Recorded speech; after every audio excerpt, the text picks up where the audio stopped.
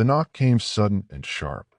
Ethan Miller, a single dad with grease still under his fingernails from his late shift at the auto shop, opened the door expecting the sitter he'd finally managed to hire. Instead, standing the porch light was a young woman with hazel eyes and trembling hands clutching a worn canvas bag. Her jacket was too thin for the December chill. Though she lifted her chin with stubborn pride, her voice cracked when she whispered, "I used to be a millionaire's daughter, but I have nowhere else to go." Ethan blinked twice, trying to process. His shirt was stained with oil, his back stiff from 12 hours bent over engines, and now this. Behind his leg, his 7-year-old daughter, Lily, peeked out, clutching her stuffed bear tightly, eyes wide at the stranger. His voice came out sharper than he meant. "And who exactly are you supposed to be?" The young woman straightened, though her knees trembled. "My name is Anna Whitmore. I answered your ad for a nanny. But if I've made a mistake, if you don't want me here," she gripped her bag tighter, "I'll leave." "Daddy," Lily whispered softly, tugging his sleeve. "She looks cold." That tiny voice pierced through the hardened walls Ethan had built since his ex-wife walked out 4 years ago. Life had taught him the world wasn't kind, but his daughter reminded him kindness wasn't about what you got, it was about what you gave. With a sigh, he stepped aside. "Fine. Come in. You look like you're about to collapse out here." Anna hesitated, then crossed the threshold. The warmth of the little house wrapped around her like a forgotten blanket. Her eyes swept across the patched couch, the toys scattered on the floor, and the faint smell of chili simmering on the stove. It was nothing like the marble halls she'd grown up in, but it was real. Ethan poured her a mug of coffee and slid it across the table. "A millionaire's daughter, huh? What's someone like you doing here?" Her fingers tightened around the mug. For a long moment, she said nothing. Then her lips parted. "Because I lost everything. And now all I have left is learning how to be useful to someone again." Lily climbed into a chair across from her. "You don't have a family anymore?" she asked innocently. The question hit Anna hard. She shook her head quickly. "Not the kind that wants me around." Something in her voice, cracked and raw, made Ethan freeze. He'd heard that tone before. He'd lived it when his wife slammed the door for the last time. "Listen," he said, his tone softening. "I don't know what's true or not about your past. But I do know this, you're not sleeping outside tonight." Her head jerked up, eyes glistening. "Why would you trust me?" "I don't," Ethan admitted flatly. "But my daughter's right. You look cold. And she's got a bigger heart than I do." Anna glanced at Lily, who shyly slid her stuffed bear across the table. "You can borrow him," the little girl whispered. "He helps me when I'm sad." Anna hugged the toy to her chest. For the first time in months, she felt something that didn't hurt. Ethan leaned back, arms crossed. He didn't need someone with secrets shadowing her eyes. He needed someone reliable. But maybe, just maybe, this woman wasn't on his porch by accident. Neither of them knew how much their lives were about to change. That night, Ethan didn't sleep. He lay stiff on the couch, listening to the faint creak of the bed upstairs as Anna shifted restlessly. He told himself he was a fool. What kind of man let a stranger into his home, into his daughter's world? Morning came early. Ethan was frying eggs when Lily padded down the hallway in her pajamas, Anna trailing behind her. Anna's hair was tangled, her eyes swollen from lack of rest, but she squared her shoulders as if daring the day to break her. "Coffee?" Ethan asked. "Yes, please," she murmured, sliding into a chair.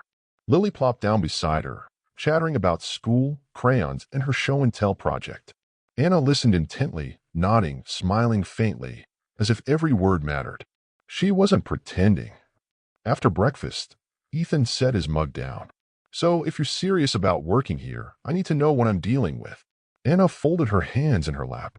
"You don't have to believe me, but I wasn't lying.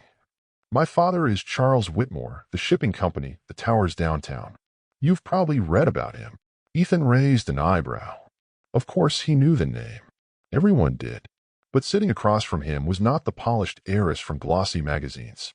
This was a young woman with chipped nails and a jacket that didn't fit. "I told him I wanted to live on my own," Anna continued. "I didn't want his money. He laughed, said I'd crawl back in a week. When I didn't, he cut me off. No accounts, no trust fund, no calls. That was 6 months ago. The money ran out. My so-called friends vanished. And the jobs, No one takes a Whitmore seriously when she's scrubbing floors. Her voice trembled. Ethan's jaw tightened. He understood more than he wanted to. Being underestimated. Being forced to prove yourself. Wounds that ran deep. Lily broke the silence. Didn't you miss your dad? Anna blinked hard. I missed the idea of him. But the man he is now. No. Ethan exhaled slowly. He wasn't sure if she was delusional or painfully honest. But he knew she was broken in ways money couldn't fix. Here's the deal, he said firmly. My daughter's my whole world. If you want to stay, you prove yourself. No special treatment. And if I catch you lying, you're out. Anna lifted her chin, the faintest fire in her tired eyes. Fair. That day, she worked as though her life depended on it. She cleaned, folded laundry, helped Lily with homework. She didn't complain when the vacuum sputtered or when juice spilled on the rug. But Ethan noticed the cracks. The way she froze when a luxury SUV drove past, as if someone inside might recognize her. The way she flinched when he raised his voice at the television. That evening, after Lily was asleep, Ethan found Anna at the kitchen table scrubbing stains out of Lily's uniform. You don't have to do that tonight, he said quietly. Startled, she looked up, then shook her head. I need to. I have to feel like I can contribute. You've already done more than enough. Her voice dropped. I don't deserve your kindness. Ethan leaned against the counter. Kindness isn't about deserving. It's about needing. Her eyes shimmered with unshed tears. If you knew the way I used to treat people, you wouldn't say that. Maybe. But I don't care who you were. I care who you are right now. And right now you're trying. Her shoulders shook as she whispered. It's not a game. I don't have anywhere else to go, and I don't want to. For the first time, Ethan saw her stripped bare of titles and pride. Just a woman desperate to belong somewhere. Then prove it, he said. Days turned into weeks.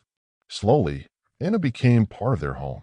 She braided Lily's hair in the mornings, learned her favorite bedtime stories, even stitched the tear in her stuffed bear as if it were priceless. But Ethan also noticed the nights, the light glowing under her door, the library books stacked high, childcare manuals, cookbooks, budgeting guides. She was teaching herself how to survive. One Friday, Ethan came home to find Anna and Lily laughing together on the rug, playing a board game. For the first time in years, the house echoed with real joy. Something stirred in his chest. Hope. But hope was dangerous. That night, Anna joined him on the porch under the cold stars. Your daughter's incredible, she whispered.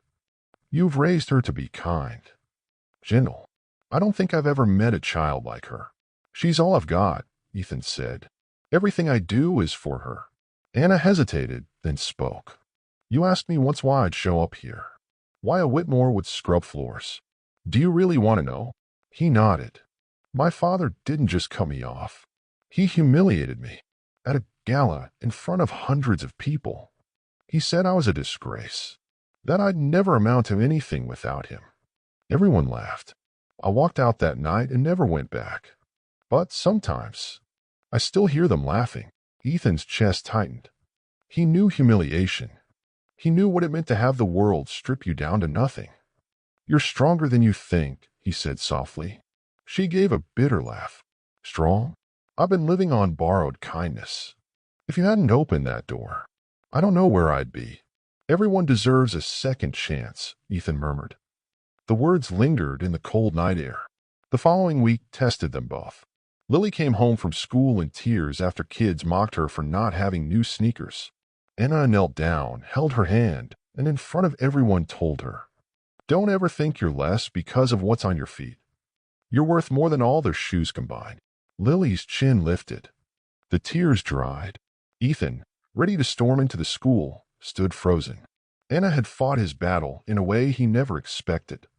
That night, Lily whispered as Anna tucked her in, I wish you were my mom. The words cut deep. Later, Ethan confronted Anna. Lily called you mom tonight. Anna paled. I didn't tell her to. I know. But do you understand what that means? If you walk away, he swallowed hard. Neither of us will recover. Her hand shook as she reached across the table. I don't want to walk away. For the first time in my life, I feel like I belong. Please don't push me out. He searched her eyes for deception.